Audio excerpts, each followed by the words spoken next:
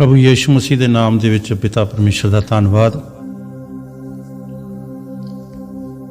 सारे रब के प्यारिਆਂ ਨੂੰ प्रभु यीशु मसीह के नाम दे विच जय मसीह दी। और अज दा जिहड़ा विशा है वो शराब बारे या किसी भी नशे बारे है।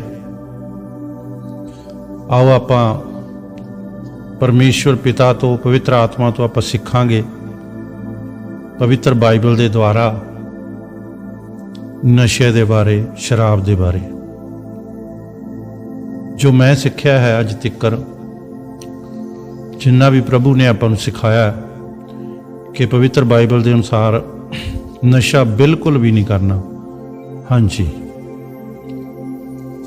सो आपां प्रभु के वचनों के विचों जदों सीखते हैं कि नूह नबी के जमाने के वेले, नूह के टाइम ते बाइबल च लिखा पाप बहुत वध गया सी। लोग ब्याह करते, कराउंदे, मुल लैंदे, बेचते सन। कित्थों पता लगता कि उदों शराब भी चलती सी, क्योंकि नूह जिहड़ा सी पवित्र बाइबल दे विच लिखा उत्पत्ति 9:18 19 ते 20 आयत विच लिखा कि नूह ने अंगूरां दी बाड़ी लाई जो शराब पी के गलत तरीके दे नाल जानी कि तंबू दे विच पै गया। उसका नंगेज जिहड़ा सीगा उसके बेटे ने कनान ने देखा ते आपां देखते हैं कि उसने अपने बेटे नूं शराब पीण तो बाद फिर सराफ दिता ते उसका सराफ अगे दी अगे चला गया। जिस तरह कनान ने संदूक ते अमूरां दे नगरां दे विच बसिया, नगर बसाए ते संदूक ते अमूरां नूं परमेश्वर ने भस्म कर दिता। सो प्यारे भैणों भाईओ, आपां इसकी तह तक जाना है नशे दी कि परमेश्वर सानूं इस बारे की सिखाउंदे हन। आपां पवित्र बाइबल दे विचों जरूर इन्हां दे बारे सिखांगे, पढ़ांगे। फिर उत्पत्ति 10:15 तो 20 तक भी आपां इसदी नूह दी कुल पत्री दे विचों आपां पढ़ सकते हैं। मुड़ धरती का वसाया जाना कि किहड़े किहड़े नगर वसाए। कनान दे द्वारा संदूक ते अमूरा दीयां हद्दां सी जिहड़ियां वो वसाईयां गईयां ते उत्थे पाप वध गया, क्योंकि नूह ने इन्हां नूं सराफ दिता होया सी इस अंश नूं। जिस तरह कनानियां दा पिता होया, सो इसलिए उन्हां नगरां नूं भस्म किया गया। शराब ने कित्थों तक काम पहुँचा दिता, सराफ लैके आई।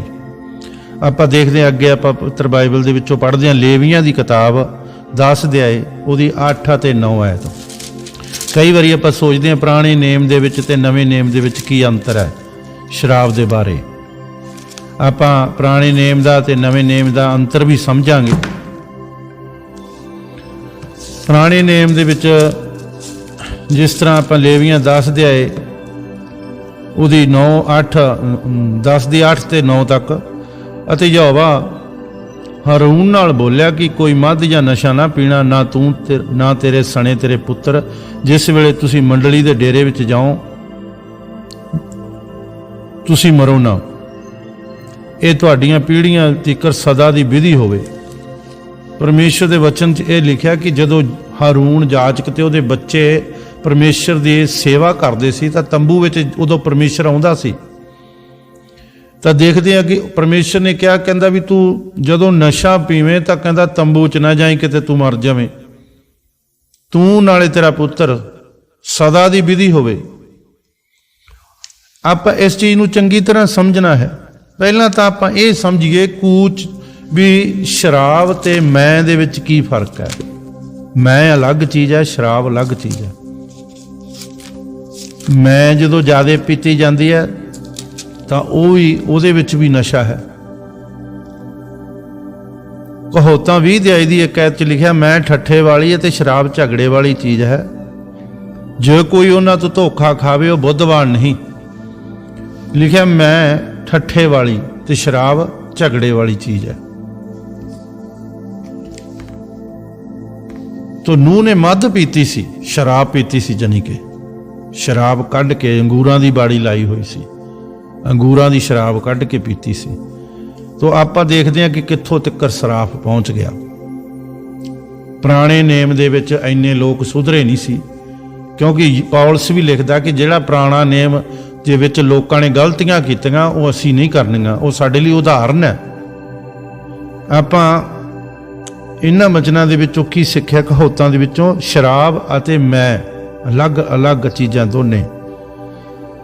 सो आपां देखदे हां न्यायियां दी किताब दे विच देखदे हां कि दान दे टब्बर विचों एक औरत बांझ सी, ते आपां लिखदे हां 13 दी 1 ਤੋਂ 5 तिक्कर न्यायियां दी किताब 13 दी 1 ਤੋਂ 5 तिक्कर।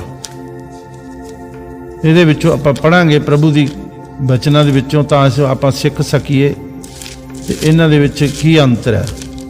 ਯਹੋਸ਼ੂਆ ਤੋਂ ਅੱਗੇ ਹੈ।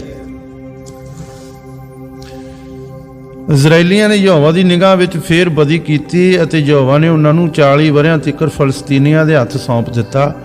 ਦਾਨ ਦੇ ਟੱਬਰ ਵਿੱਚੋਂ ਇੱਕ ਜਣਾ ਮਨੋਆ ਨਾਮ ਸਰਾਹ ਦਾ ਸੀ, ਉਹਦੀ ਪਤਨੀ ਬਾਝ ਸੀ ਅਤੇ ਉਹ ਕੋਈ ਬਾਲ ਨਾ ਜਣੀ। ਯਹੋਵਾ ਦੇ ਦੂਤ ਨੇ ਉਸ ਤੀਵੀ ਨੂੰ ਦਰਸ਼ਨ ਦੇ ਕੇ ਆਖਿਆ, ਵੇਖ ਤੂੰ ਬਾਂਝ ਹੈ ਅਤੇ ਜਣਦੀ ਨਹੀਂ, ਪਰ ਤੂੰ ਗਰਭਣੀ ਹੋਵੇਂਗੀ ਅਰ ਪੁੱਤਰ ਜਣੇਗੀ। ਸੋ ਹੁਣ ਧਿਆਨ ਰੱਖੀ ਅਤੇ ਦਾਖ ਰਸ ਜਾਂ ਕੋਈ ਅਮਲ ਵਾਲੀ ਚੀਜ਼ ਨਾ ਪੀਵੀਂ ਅਤੇ ਸ਼ੁੱਧ ਵਸਤਾਂ ਨਾ ਖਾਵੀਂ, ਕਿਉਂ ਜੋ ਵੇਖ ਤੂੰ ਗਰਭਣੀ ਹੋਵੇਂਗੀ ਅਤੇ ਪੁੱਤਰ ਜਣੇਗੀ। ਜਾਂ ਕੋਈ ਵੀ ਨਸ਼ਾ ਕਿਸੇ ਵੀ ਕਿਸਮ ਦਾ। ਨਿਆਂਇਆਂ 13 ਦੀ 13-14 ਐਤ ਵਿੱਚ ਵੀ ਇਹੋ ਹੀ ਲਿਖਿਆ ਹੈ। ਯਹੋਵਾ ਦੇ ਦੂਤ ਨੂੰ ਮਨੋਆ ਨੂੰ ਉਹਨਾਂ ਸਭਨਾਂ ਤੋਂ ਜੋ ਮੈਂ ਆਖਿਆ ਹੈ ਇਹ ਤੀਵੀਂ ਸੰਗ ਕਰੇ। ਕੋਈ ਅਜਿਹੀ ਵਸਤ ਜੋ ਦਾਖ ਜਾਂ ਹੋਵੇ ਜਾਂ ਇਹ ਨਾ ਖਾਵੇ ਅਤੇ ਦਾਖ ਰਸ ਜਾਂ ਕੋਈ ਅਮਲ ਵਾਲੀ ਚੀਜ਼ ਨਾ ਪੀਵੇ ਅਤੇ ਅਸ਼ੁੱਧ ਵਸਤਾਂ ਨਾ ਖਾਵੇ। ਇਹਨਾਂ ਸਭਨਾਂ ਆਗਿਆਂ ਦਾ ਚੇਤਾ ਰੱਖੇ ਜੋ ਮੈਂ ਇਹਨੂੰ ਆਖੀਆਂ ਹਨ। ਹਾਲੇਲੂਇਆ।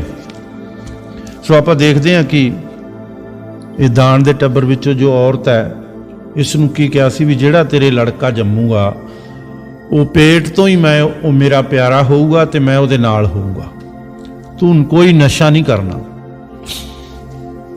ਸੋ ਆਪਾਂ ਦੇਖਦੇ ਹਾਂ ਕਿ ਲੂਕਾ 1 ਅਧਿਆਇ ਦੀ 5 ਤੋਂ 15 ਤੱਕ ਜ਼ਕਰੀਆ ਇੱਕ ਜਾਜਕ ਸੀ, ਉਹਦੀ ਪਤਨੀ ਦਾ ਨਾਂ ਇਲਿਸਬਤ ਸੀ, ਜਿਸ ਦੇ ਪੇਟੋਂ ਯਹੂਨਾ ਬਪਤਿਸਮਾ ਦੇਣ ਵਾਲਾ ਪੈਦਾ ਹੋਇਆ। ਤਾਂ ਦੂਤ ਨੇ ਜ਼ਕਰੀਆ ਨੂੰ ਦਰਸ਼ਨ ਦੇ ਕੇ ਆਖਿਆ, ਤੇਰੀ ਪਤਨੀ ਇੱਕ ਪੁੱਤਰ ਨੂੰ ਜਨਮ ਦੇਊਗੀ ਤੇ ਉਹ ਪੇਟ ਤੋਂ ਹੀ ਪਰਮੇਸ਼ਵਰ ਦਾ ਪਿਆਰਾ ਹੋਊਗਾ, ਪੇਟ ਤੋਂ ਹੀ ਜਾਣੀ ਕਿ ਪਰਮੇਸ਼ਰ ਉਸ ਦੇ ਨਾਲ ਹੋਊਗਾ। ਪਰ ਉਹ ਕਦੇ ਮਦ ਜਾਂ ਨਸ਼ਾ ਨਹੀਂ ਪੀਊਗਾ। ਉਹ ਜਿਹੜਾ ਪੇਟੋਂ ਜੰਮੂਗਾ ਬੱਚਾ, ਲਿਖਿਆ ਮੈਂ ਥੋੜਾ ਪੜ੍ਹ ਕੇ ਤੁਹਾਨੂੰ ਸੁਣਾ ਦਿੰਦਾ, ਸੁਣੋ ਧਿਆਨ ਨਾਲ।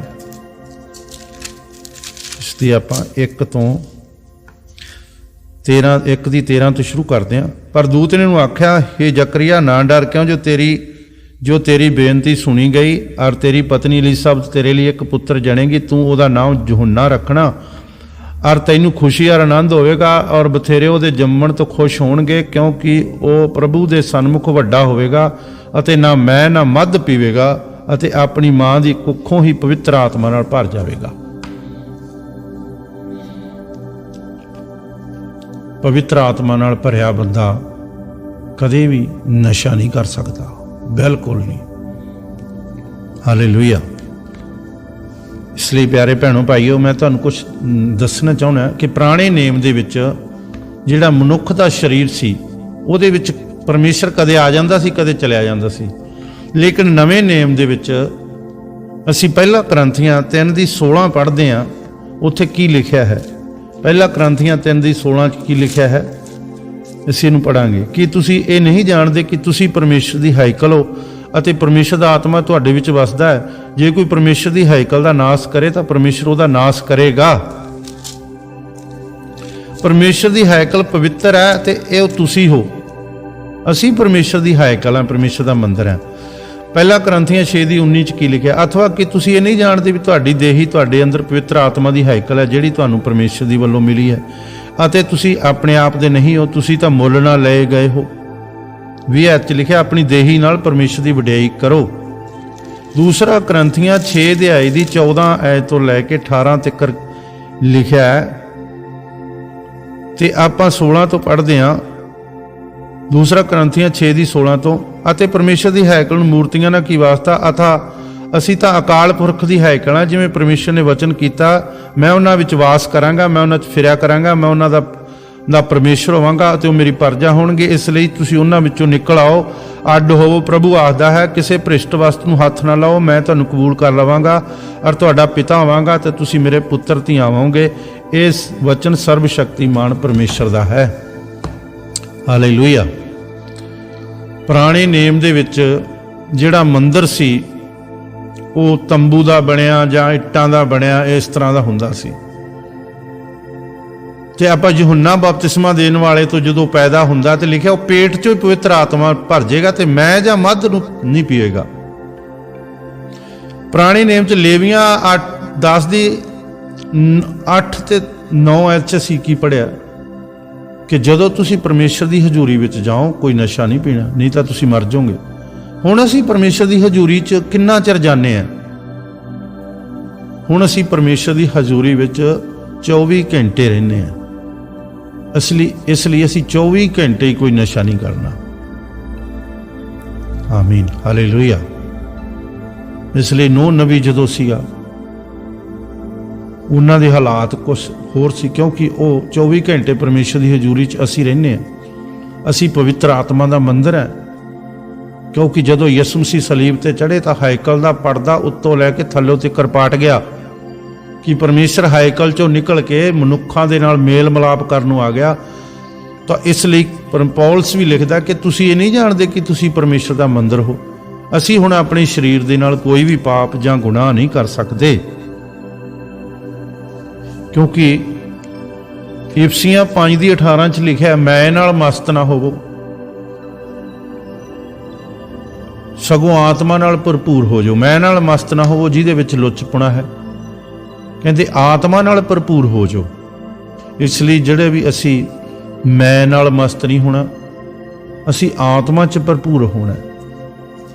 इसलिए साडे लई ये जरूरी है कि असी इन्हां नवें नेम ते पुराने नेम दी वचनां नूं चंगी तरह समझीए। असी हुण परमेश्वर दा मंदिर है। जिस तरह प्रभु यीशु मसीह शब्द देहधारी हो के संसार विच आए, उन्हां ते पवित्र आत्मा उतरिया, तो यीशु मसीह जी ने कहा मेरा पिता मेरे नाल है, मेरा पिता हमेशा मेरे नाल आ।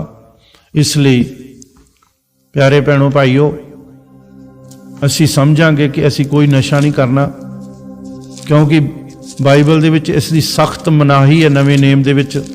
क्यों असी हुण परमेश्वर दा मंदिर है। हुण इट्टां दा मंदिर जां ये मंदिर नहीं रहे। परमेश्वर ने आदमी दा जिहड़ा दिल है ਉਹਦੇ ਵਿੱਚ ਕੀ ਹੈ, ਮੰਦਰ ਦੇ ਵਿੱਚ ਕੀ ਹੁੰਦਾ ਸੀ, ਜਾਂ ਆਪਾਂ ਦੇਖਦੇ ਹਾਂ ਪੁਰਾਣੇ ਨੇਮ ਦੇ ਵਿੱਚ ਕੀ ਹੁੰਦਾ ਸੀ ਕਿ ਉਹਦੇ ਵਿੱਚ ਉਹ ਜਿਹੜਾ ਪਵਿੱਤਰ ਸਥਾਨ ਸੀ ਉੱਥੇ ਕੋਈ ਨਹੀਂ ਜਾ ਸਕਦਾ ਸੀ। ਉਹਦੇ 3 ਹਿੱਸੇ ਹੁੰਦੇ ਸੀ। ਇੱਕ ਵਿੱਚ ਬਲੀਆਂ ਚੜਾਈਆਂ ਜਾਂਦੀਆਂ ਸੀ, ਇੱਕ ਵਿੱਚ ਸ਼ਮਾਦਾਨ ਜਾਂ ਆਰਾਧਨਾ ਕੀਤੀ ਜਾਂਦੀ ਸੀ, ਤੇ ਤੀਸਰੇ ਦੇ ਵਿੱਚ ਪਵਿੱਤਰ ਗ੍ਰੰਥ ਪਿਆ ਹੁੰਦਾ ਸੀ, ਜਾਣੀ ਪਰਮੇਸ਼ਰ ਦਾ ਵਚਨ ਪਿਆ ਹੁੰਦਾ ਸੀ। ਜਿੱਥੇ ਪਰਮੇਸ਼ਰ ਦਾ ਵਚਨ ਸੀ ਉੱਥੇ ਕੋਈ ਵੀ ਭ੍ਰਿਸ਼ਟ ਵਸਤੂ ਨਹੀਂ ਜਾ ਸਕਦੀ ਸੀ, ਕੋਈ ਆਦਮੀ ਵੀ ਨਹੀਂ ਜਾ ਸਕਦਾ ਸੀ, ਆਮ ਆਦਮੀ ਵੀ ਨਹੀਂ ਜਾ ਸਕਦਾ ਸੀ। ਇਸ ਲਈ ਹੁਣ ਪਰਮੇਸ਼ਰ ਨੇ ਯਿਸੂ ਮਸੀਹ ਦੇ ਦੁਆਰਾ ਸਾਡੇ ਪਾਪਾਂ ਦਾ ਬਲੀਦਾਨ ਕੀਤਾ। ਯਿਸੂ ਮਸੀਹ ਨੇ ਸਾਡੇ ਪਾਪਾਂ ਤੇ ਸਰਾਫਣ ਚੁੱਕ ਲਿਆ। ਇਸ ਲਈ ਪਰਮੇਸ਼ਰ ਉਸ ਹੈਕਲ ਚੋਂ ਨਿਕਲ ਕੇ ਇਸ ਹੈਕਲ ਵਿੱਚ ਆ ਗਿਆ। ਇਸ ਲਈ ਇਹ ਇੰਨੀ ਪਵਿੱਤਰ ਹੈ ਕਿ ਕੋਈ ਵੀ ਭ੍ਰਿਸ਼ਟ ਵਸਤੂ ਇਹਦੇ ਵਿੱਚ ਨਹੀਂ ਜਾ ਸਕਦੀ। ਹਾਲੇਲੂਇਆ। ਆਪਾਂ ਇਹ ਵੀ ਪੜ੍ਹ ਵੀ ਲਿਆ ਕਿ ਦਾਨ ਦੇ ਟੱਬਰ ਦੇ ਵਿੱਚੋਂ ਸਤੇਵੀ ਨੂੰ ਕੀ ਸਵਦੂਤ ਨੇ ਕਿਹਾ ਸੀ, ਤੇ ਜ਼ਕਰੀਆ ਨੂੰ ਕੀ ਦੂਤ ਨੇ ਕਿਹਾ ਸੀ ਕਿ ਉਹ ਪਵਿੱਤਰ ਆਤਮਾ ਨਾਲ ਭਰ ਜਾਏਗਾ, ਮੈਂ ਜਾਂ ਮੱਧ ਕੋਈ ਨਸ਼ਾ ਨਹੀਂ ਕਰੇਗਾ। ਹਾਰੂਨ ਨੂੰ ਤੇ ਉਹਦੇ ਬੱਚਿਆਂ ਨੂੰ ਪਰਮੇਸ਼ਰ ਨੇ ਕੀ ਆਖਿਆ, ਜਦੋਂ ਤੁਸੀਂ ਪਰਮੇਸ਼ਰ ਦੀ ਹਜ਼ੂਰੀ 'ਚ ਜਾਓ। ਕਿੰਨਾ ਚਿਰ ਅਸੀਂ ਪਰਮੇਸ਼ਰ ਦੀ ਹਜ਼ੂਰੀ 'ਚ ਜਾਣਾ ਹੈ? ਅਸੀਂ 24 ਘੰਟੇ ਪਰਮੇਸ਼ਰ ਦੀ ਹਜ਼ੂਰੀ ਵਿੱਚ ਰਹਿਣਾ ਹੈ। ਹਾਲੇਲੂਇਆ। क्योंकि यूहन्ना 14 अध्याय च लिखा कि वह पवित्र आत्मा आऊगा तो सदा तुहाडे संग रहूगा। सो प्यारे भैणों भाईओ, असी मैं तुहाडे नाल नशे दे वास्ते भी पढ़दा हाँ। गलातियां 5:19 दे विच 19 ਤੋਂ ਲੈ ਕੇ 21 ਤੱਕ। ਹੁਣ ਸਰੀਰ ਦੇ ਕੰਮ ਤਾਂ ਪ੍ਰਗਟ ਹਨ, ਇਹ ਹਨ ਹਰਾਮਕਾਰੀ, ਗੰਦਮੰਦ, ਲੁੱਚਪੁਣਾ, ਮੂਰਤੀ ਪੂਜਾ, ਜਾਦੂਗਰੀ, ਵੈਰ, ਝਗੜੇ, ਹਸਤ, ਕ੍ਰੋਧ, ਧੜੇਬਾਜ਼ੀਆਂ, ਫੁੱਟਾਂ, ਖਾਰ, ਨਸ਼ੇ, ਬਦਮਸਤੀਆਂ, ਨਸ਼ੇ, ਹੋਰ ਵੀ ਇਹੋ ਜਿਹੇ ਕੰਮ। ਮੈਂ ਤੁਹਾਨੂੰ ਇਹਨਾਂ ਗੱਲਾਂ ਦੇ ਵਿਖੇ ਸਾਫ਼ ਆਖਦਾ ਹਾਂ, ਜਿਵੇਂ ਮੈਂ ਤੁਹਾਨੂੰ ਅੱਗੇ ਵੀ ਕਿਹਾ ਸੀ ਕਿ ਜਿਹੜੇ ਇਹੋ ਜਿਹੇ ਕੰਮ ਕਰਦੇ ਨੇ ਉਹ ਪਰਮੇਸ਼ਰ ਦੇ ਰਾਜ ਦੇ ਅਧਿਕਾਰੀ ਨਹੀਂ ਹੋਣਗੇ। ਅਸੀਂ ਕਿਸੇ ਵੀ ਕਿਸਮ ਦਾ ਨਸ਼ਾ ਕਰਦੇ ਹਾਂ ਤਾਂ ਇਹਦੇ 'ਚ ਲਿਖਿਆ ਨਸ਼ੇ ਕਰਨ ਵਾਲੇ, ਨਸ਼ਿਆਂ ਦੇ ਵਿੱਚ ਸਾਰੇ ਨਸ਼ੇ ਆ ਗਏ, ਪਰਮੇਸ਼ਰ ਦੇ ਰਾਜ ਦੇ ਅਧਿਕਾਰੀ ਨਹੀਂ ਹੋਣਗੇ। ਜਿਸ ਤਰ੍ਹਾਂ ਪਹਿਲਾ ਗ੍ਰੰਥੀਆਂ ਦੇ ਵਿੱਚ ਵੀ ਲਿਖਿਆ, ਉਸ ਤੋਂ ਵੀ ਅਸੀਂ ਸਿੱਖ ਸਕਦੇ ਹਾਂ। ਅਥਵਾ ਤੁਸੀਂ ਕੀ ਨਹੀਂ ਜਾਣਦੇ ਕਿ ਕੁਧਰਮੀ ਲੋਕ ਪਰਮੇਸ਼ਰ ਦੇ ਰਾਜ ਦੇ ਅਧਿਕਾਰੀ ਨਹੀਂ ਹੋਣਗੇ। ਧੋਖਾ ਨਾ ਕਰੋ, ਨਾ ਹਰਾਮ ਕਰ, ਨਾ ਜਨਾਹ ਕਰ। ਇਹਦੇ ਵਿੱਚ ਵੀ ਸ਼ਰਾਬੀ, ਲੋਭੀ, ਗਾਲਾਂ ਕੱਢਣ ਵਾਲੇ। ਅਸੀਂ ਹੁਣ ਗਾਲਾਂ ਵੀ ਨਹੀਂ ਕੱਢ ਸਕਦੇ, ਝੂਠ ਵੀ ਨਹੀਂ ਬੋਲ ਸਕਦੇ, ਕੋਈ ਪਾਪ ਨਹੀਂ ਕਰ ਸਕਦੇ, ਕੋਈ ਵੀ ਨਹੀਂ ਕਰ ਸਕਦੇ, ਕਿਉਂਕਿ ਸਾਡੇ ਅੰਦਰ ਪਰਮੇਸ਼ਰ ਦਾ ਆਤਮਾ ਹੈ, ਸਾਡੇ ਅੰਦਰ ਪਰਮੇਸ਼ਰ ਦਾ ਵਚਨ ਹੈ। ਜਿੱਥੇ ਵਚਨ ਹੈ ਉੱਥੇ ਮੰਦਰ ਹੈ। ਕਿਉਂਕਿ ਪੁਰਾਣੇ ਨੇਮ ਦੇ ਵਿੱਚ ਜਿੱਥੇ ਉੱਥੇ ਬਾਈਬਲ ਰੱਖਿਆ, ਗ੍ਰੰਥ ਰੱਖਿਆ ਜਾਂਦਾ ਸੀ ਪੁਰਾਣੇ ਨੇਮ ਦਾ, ਤੋਂ 10 ਹੁਕਮ ਰੱਖੇ ਜਾਂਦੇ ਸੀ, ਉੱਥੇ ਪਰਮੇਸ਼ਰ ਦਾ ਮੰਦਰ ਸੀ। ਸੋ ਪਿਆਰੇ ਭੈਣੋ ਭਾਈਓ, ਆਪਾਂ ਇਹਨਾਂ ਗੱਲਾਂ ਦੇ ਵਿੱਚੋਂ ਅੱਜ ਇਹ ਸਾਫ਼-ਸਾਫ਼ ਸਿੱਖ ਲਿਆ ਹੈ ਕਿ ਕਿਸ ਤਰ੍ਹਾਂ ਮੈਂ ਅਤੇ ਸ਼ਰਾਬ ਦੇ ਵਿੱਚ ਕੀ ਅੰਤਰ ਹੈ, ਤੇ ਕਿਸ ਤਰ੍ਹਾਂ ਅਸੀਂ ਜਿਹੜੇ ਲੋਕ ਵੀ ਪਵਿੱਤਰ ਆਤਮਾ ਦੇ ਵਿੱਚ ਭਰਨਗੇ ਉਹ ਕਦੇ ਵੀ ਮੈਂ ਜਾਂ ਮਦ ਨਹੀਂ ਪੀਣਗੇ। ਸੋ ਇਹਨਾਂ ਗੱਲਾਂ ਨੂੰ ਸਮਝੋ, ਕਿਉਂਕਿ ਪਿਆਰੇ ਭੈਣੋ ਭਾਈਓ, ਆਪਾਂ ਦੇਖਦੇ ਹਾਂ ਕਿ ਜਿਹੜਾ ਪਵਿੱਤਰ ਆਤਮਾ 'ਚ ਭਰਪੂਰ ਹੈ ਉਹ ਇਹਨਾਂ ਚੀਜ਼ਾਂ 'ਚ ਮਸਤ ਨਹੀਂ ਹੋ ਸਕਦਾ, ਕਿਉਂ ਅਸੀਂ ਪਰਮੇਸ਼ਰ ਦਾ ਮੰਦਰ ਹੈ। ਆਪਾਂ ਸਾਫ਼-ਸਾਫ਼ ਬਚਨਾਂ ਦੇ ਵਿੱਚੋਂ ਪੜ੍ਹ ਸਕਦੇ ਹਾਂ, ਸ਼ਰਾਬ ਨਹੀਂ ਬਣਾਈ ਯਿਸੂ ਨੇ, ਮੈਂ ਬਣਾਈ, ਜਾਣੀ ਕਿ ਦਾਖ ਰਸ ਬਣਾਇਆ, ਯੂਹੰਨਾ 2 ਅਧਿਆਏ ਦੇ ਵਿੱਚ। ਸੋ ਆਓ ਆਪਾਂ ਇੱਕ ਫੈਸਲਾ ਲਈਏ, ਆਓ ਜੇ ਪਵਿੱਤਰ ਆਤਮਾ ਦੇ ਨਾਲ ਭਰਪੂਰ ਹੋਣਾ, ਆਓ ਜੇ ਆਪਾਂ ਸਵਰਗ ਦੇ ਰਾਜ ਦੇ ਅਧਿਕਾਰੀ ਹੋਣਾ, ਤੇ ਆਓ ਆਪਾਂ ਤੌਬਾ ਕਰੀਏ, ਤੇ ਆਓ ਆਪਾਂ ਸੱਚਾਈ ਨੂੰ ਜਾਣ ਕੇ ਆਜ਼ਾਦ ਹੋ ਜਾਈਏ। ਯਿਸੂ ਮਸੀਹ ਨੇ ਕਿਹਾ ਯੂਹੰਨਾ 8:36 'ਚ ਕਿ ਜਿਹੜਾ ਪਾਪ ਕਰਦਾ ਉਹ ਪਾਪ ਦਾ ਗੁਲਾਮ ਹੈ, ਤੇ ਗੁਲਾਮ ਸਦਾ ਘਰ ਵਿੱਚ ਨਹੀਂ ਰਹਿੰਦਾ, ਕਿਉਂਕਿ ਗੁਲਾਮ ਜਿਹੜੇ ਹੁੰਦੇ ਸੀ ਉਹ ਕਦੇ ਵੀ ਉਹ ਘਰ ਵਿੱਚ ਨਹੀਂ, ਆਪਣੇ ਘਰ ਵਿੱਚ ਨਹੀਂ ਆ ਸਕਦੇ ਸੀ, ਕਿਉਂਕਿ ਉਹ ਜਿਹਦੇ ਗੁਲਾਮ ਕੀਤੇ ਹੁੰਦੇ ਸੀ ਉੱਥੇ ਰਹਿੰਦੇ ਸੀ। ਪਾਪ ਦਾ ਗੁਲਾਮ, ਪਾਪ ਕੌਣ ਸ਼ੁਰੂਆਤ ਕਿਹਨੇ ਕੀਤੀ ਹੈ? ਸ਼ੈਤਾਨ ਨੇ। ਸ਼ੈਤਾਨ ਦਾ ਹਥਿਆਰ ਹੈ ਪਾਪ। ਇਸ ਲਈ ਸ਼ੈਤਾਨ ਹੁਣ ਕੀ ਕਰਦਾ ਹੈ, ਜਿੱਥੇ ਸ਼ੈਤਾਨ ਰਹੂਗਾ ਉੱਥੇ ਪਾਪ ਦੇ ਗੁਲਾਮ ਲੋਕ ਰਹਿਣਗੇ। ਹਾਂ, ਪਰ ਬਾਈਬਲ ਯੂਹੰਨਾ 8:36 'ਚ ਕਹਿੰਦੀ ਹੈ ਕਿ ਜੇ ਪੁੱਤਰ ਤੁਹਾਨੂੰ ਆਜ਼ਾਦ ਕਰੇ ਤੁਸੀਂ ਠੀਕ ਆਜ਼ਾਦ ਹੋ ਜਾਓਗੇ, ਕਿਉਂਕਿ ਪੁੱਤਰ ਪਹਿਲਾਂ ਤੋਂ ਆਜ਼ਾਦ ਹੈ, ਪੁੱਤਰ ਪਹਿਲਾਂ ਹੀ ਘਰ ਵਿੱਚ ਰਹਿ ਰਿਹਾ, ਇਸ ਲਈ ਉਹ ਸਾਨੂੰ ਆਜ਼ਾਦ ਕਰ ਸਕਦਾ ਹੈ। ਕਿਸ ਦੇ ਦੁਆਰਾ? ਸੱਚਾਈ ਨੂੰ ਜਾਣਨ ਦੇ ਦੁਆਰਾ। ਇਸ ਲਈ ਪਿਆਰੇ ਭੈਣੋ ਭਾਈਓ, ਅਸੀਂ ਸੱਚ ਨੂੰ ਜਾਣਨਾ ਹੈ। ਆਮੀਨ। ਅੱਜ ਤੋਂ ਬਾਅਦ ਅਸੀਂ ਕੋਈ ਵੀ ਨਸ਼ਾ ਜਾਂ ਮਦ ਨਹੀਂ ਕਰ ਸਕਦੇ। ਸੋ ਅੱਜ ਆਪਾਂ ਪਰਮੇਸ਼ਰ ਦੇ ਵਚਨਾਂ 'ਚੋਂ ਸਾਫ਼-ਸਾਫ਼ ਸਿੱਖਿਆ ਹੈ। ਪ੍ਰਭੂ ਇਹਨਾਂ ਵਚਨਾਂ ਤੇ ਆਸ਼ੀਸ਼ ਦੇਵੇ।